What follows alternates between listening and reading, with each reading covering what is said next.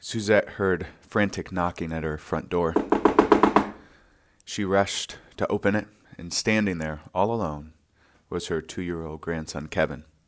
He was covered in blood. He was still frozen in shock. She brought him in, cleaned him up, and sat with him as he rested. About an hour earlier, Kevin was in his dad's arms when Kevin's dad was shot and murdered.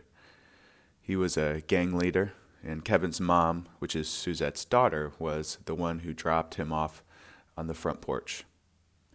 Suzette got custody of Kevin. Mom would come and go over the years and was often pretty high. In 12 years after that moment, another knock came to the door. It was a young 24-year-old man. He was standing on the other side asking to come into their lives. And that young man was me. Now, in the beginning, Kevin would either come downstairs and say, F you, and stomp back upstairs. And I would just sit with Suzette and learn about their lives. And over time, Kevin would come downstairs and sit with us. Over time, the trust built, and our leash got longer. Eventually, we would walk around the neighborhood, go for drives, get food, listen to music, go see a movie, work out. And for the years we were together, trust ebbed and flowed. People with a lot of trauma, unresolved trauma, even if in many ways it is resolved, believe that relationships are the scariest things, and they fight, flight, or freeze when people get too close. Kevin had so much trauma in his brain and in his veins that he sometimes saw blood coming out of the shower head, or a girl floating above him when he'd wake up, or in the middle of the night. Now, Kevin never called me, not really, and but there was this one night that he did, and he said, Paul, my mom and I are on a city bus. She OD'd, and she won't wake up. What do I do? An ambulance ended up coming, and his mom was rushed to the ER, and he called me 30 minutes later saying that she flatlined and was revived, but was flatlining again, and asked for me to pray. And we prayed together, prayed for her, for him, for the world, and she made it through. And between Kevin and I, a deeper trust was formed, which, again, was a scary place to be. Now, I eventually left Columbus for Dayton, and unfortunately, I wasn't allowed to connect with him for 5 years due to the agency policy that brought us together. And after 6 years, we reunited. He experienced so much tragedy, but also a lot of wisdom in that time. And I'll catch you up to speed towards the end. Now, Kevin's story in some ways is extreme, but in other ways is very similar to hundreds of kids all around me and all around you in our county who need someone. Kendra once worked for this Institute for Human Services. They do research, policy, development, and consulting around kids from trauma. For 9 months, she was hired to do what's called a meta-analysis. So that means that she tell us what all the research says. So she read hundreds of academic papers, and she was asked to answer this question: what is the most important thing that kids from trauma need? And this was the answer: a single, consistent, caring adult. Now, that answer is consistent with what Yale and Harvard and so many other research bodies say. Now, like so many others, I've seen this up close and personal. If you don't know any of my history or much of my history, I just want to run through some of these experiences that I've been privileged to have. I've been in over 250 K-12 buildings for about 3.5, 4 years in 8 school districts, and the majority of that time was in Columbus City Schools and Dayton Public Schools. I worked in a residential center for boys who are 7 to 12 years old. And a residential center means that these kids were in foster homes. They were removed, but they couldn't stay in foster homes because their behaviors were so bad. And I was also a therapist in a school, and most recently was a therapist and case manager for kids in foster care. So all that to say is that I feel this reality. I see these kids. And I've had this image in my head for years. You might remember it if we've sat down together and I had my fun little laminated thing. My one friend really gets a kick out of it. It's these two cliffs. And on one cliff, there's all these kids, all these kids from hard places. And also on that side of the cliff are the folks who are there with them. Where you are, where I am, in our counties, on that side of the cliff are hundreds of teachers, coaches, after-school programs. In our specific county, we have about 20 organizations outside of school that directly care for kids. And for the past 2 years, I've met with these leaders one-on-one, and a couple times I've gathered them together and asking them, what do you need to love those kids better? Can you guess what their answer is? More single, caring adults. More youth mentors. So again, looking back at that cliff image, do you know what's on the other side of the cliff? Thousands of single, caring adults who are yet to be engaged. And there is a tightrope between these two cliffs.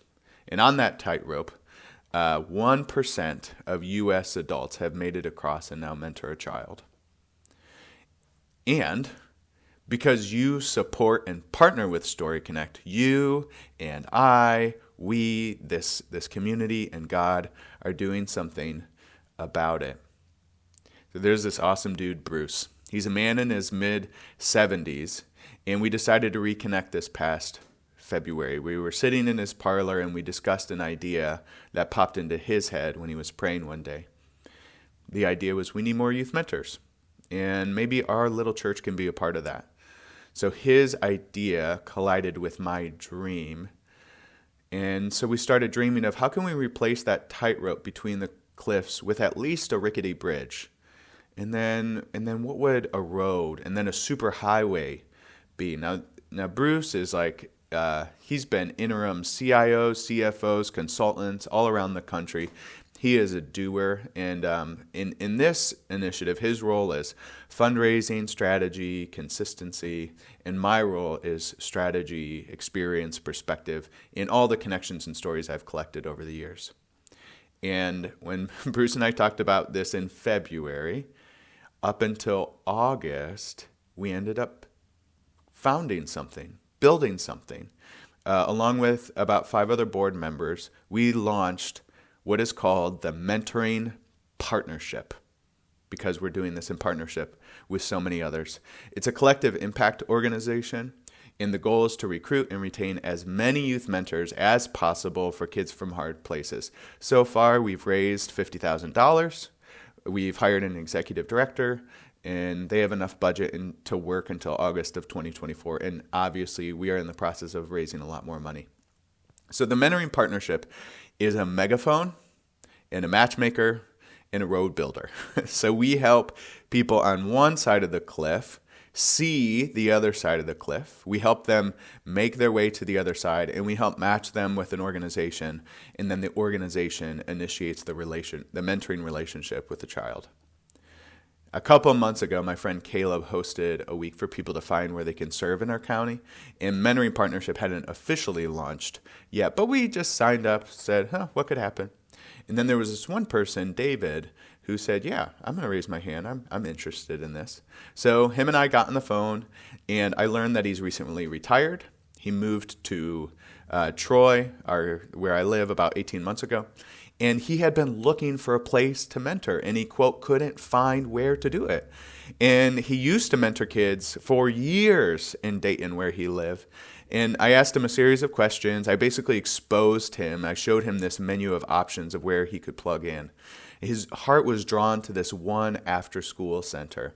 This center has 70 kids from 6th to 12th grade come in every day, and some of those kids end up staying until 7 o'clock at night and eat dinner there.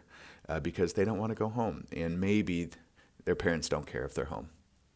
So this center has about 300 different kids that interact with them weekly. And for the most part, Monday through Friday, there's only 2 adults there, and those are the paid staff. And for the past 8 years, there's rarely been another consistent adult. Now, I know I know that there are tons of people on the other side of the cliff that just haven't seen themselves in this space, in this center. But David did. And he chose that, and now he's showing up every Monday. He started to play pool, and before that, none of the kids played pool. It's just sat there. He's teaching them. They're interested. They're thirsty for his attention. 24 million kids grow up in fatherless homes in the U.S. And when parents divorce, it's an average of 1 year before a child reconnects with their dad. Now, a child or multiple children, just like Kevin, are going to start receiving the presence of the single caring adult through David. This is such a cool thing. In the U.S., we know that our standard greeting is, "Hey, how are you?" "Oh, I'm doing good." But for a tribe in Africa, their standard greeting is, "And how are the children?" They ask this because they know they are well. How are you? I am well. If the children are well. That the strength of their society rests in how well the children are. And because they take this so seriously and they're so connected with each other and the kids, the answer is always the children are well. If we ask this question to each other as our greeting, what would be our honest response? A friend of mine, Zach, started an organization called You Can Mentor. He's interviewed 200 mentoring organizations around the country on his podcast, and he wrote a book called You Can Mentor. His goal is to increase the number of adults who mentor from 1% to 10% nationwide. You can see why we are becoming friends. Now, the exact day that I finished reading this book, Such a Divine Appointment, was the exact same day I reconnected with Kevin after 6 years. Kevin texted me, "OMG, do you know how long I've waited to hear from you?" This is a little of the backstory of those 6 years. So within 1 year of me leaving Kevin's life, Suzette died. His grandma, at the age of something like 68. And it was probably from exhaustion. I remember one day she said to me, "I'm going to die taking care of him. I love him so much." Kevin was then shipped off to West Virginia to live with distant relatives and was soon heavy into drugs. And then for 5 years after that, Kevin was homeless. He spent time in 7 different states from the East Coast to the West Coast. And he told me that one day he woke up from a stupor on a beach somewhere, and he talked to God and remembered some of the times that we had together. He was eventually guided back to Columbus, and thank God he checked himself into rehab and into an incredible recovery community. When I saw Kevin in person about a year ago, he told his housemates as he was rushing out to see me, "Hey, my brother's here." And we didn't skip a beat. We jumped right back into sharing life and helping making connections to find a job. I tried to give him $2. He eventually took it, but he's like, "I don't want your money." I was like, "Just go get a coffee right down the street. It's a cool place."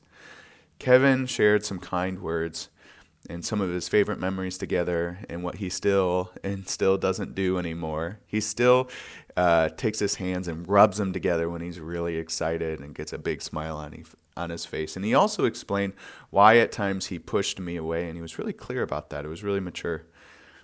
When trauma is engaged, people fight, flight, or freeze, and he fought and froze, and I tried as best to win by showing up and trying to embody the no matter whatness of God. And through our actions, I don't believe that human beings necessarily have unconditional love. Through our actions, through our heart we do, but in action, I believe God does, that God's always right there. Now Kevin is a dad of a little girl, Addie, and he's making his way. And we pray that Addie won't grow up fatherless. Every Paul needs a Kevin, and every Kevin needs a Paul. Mentoring, in the end, is mutual. There are so many Kevins on one side of the cliff, and there are so many Pauls on the other side.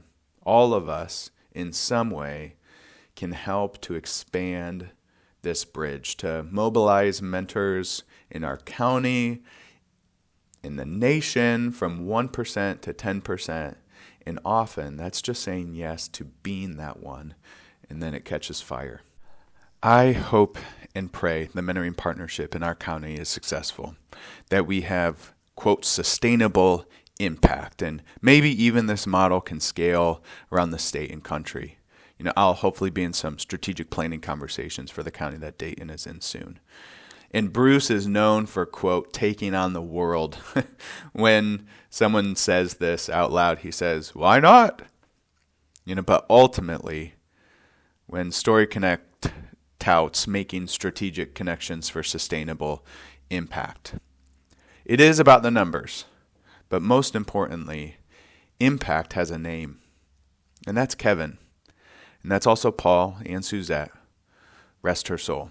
We will connect the stories and help all folks on both sides of the cliff connect with the story, the greatest love story, which connects us to the relationship that is the source of all love and healing and restoration. A child is on your front porch, and there is a knock at the door. And you could be on a child's front porch about to knock. Mentors win by showing up. And as we do, we can answer the question, how are the children? The children are well.